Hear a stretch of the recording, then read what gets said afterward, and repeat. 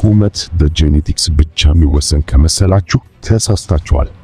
ለምን ይመስላችኋል? ሁለት ወንድማማቾች አንዱ ረጅም ሌላው ደግሞ አጭር የሚሆነው ተመሳሳይ አባት፣ ተመሳሳይ እናት፣ ተመሳሳይ ጄኔቲክስ እያላቸው? መልሱ የሚገኘው ኢፒጄኔቲክስ ውስጥ ነው። ባጭሩ ጄኔቲክስ የቁመታቸው መነሻ እንጂ መጨረሻውን አይወስንም። አብዛኛው ሰው እድሜው ከ18 ካለፈ በኋላ ቁመት ማሳደግ ፈጽሞ የማይቻል ይመስለዋል። ግን ትልቁ ሰዓት እዚህ ጋር ነው።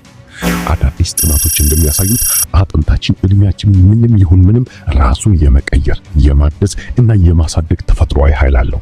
ይህ ሳይንስ ቦን ሪሞዴሊንግ ይባላል። እናም ይህንን የተደበቀውን የተፈጥሮ ህግን ተጠቅመን አጥንትን በሳይንሳዊ መንገድ ፎርስ አድርጎ የሚያሳድግ ልዩ ሲስተም አዘጋጅተንላችኋል። ይህንን ሲስተም ከተገበሩት ውስጥ አንዱ የ27 ዓመቱ ዋክቶሊ ነው። ቁመቱንም ከ168 ሴንቲሜትር ወደ 176 ሴንቲሜትር አሳድጎታል። እናም እንደሱ ለውጥ ያዩ ብዙዎች ናቸው። ይህንን ሲስተም በትክክል ከተገበራችሁት ከ7 እስከ 10 ሴንቲሜትር ንጹህ ቁመት መጨመር ትችላላችሁ። የሲስተሙ ኮርስ ለማግኘት በቴሌግራም @ቁመት365 ብላችሁ ሰርች አድርጋችሁ ማግኘት ትችላላችሁ።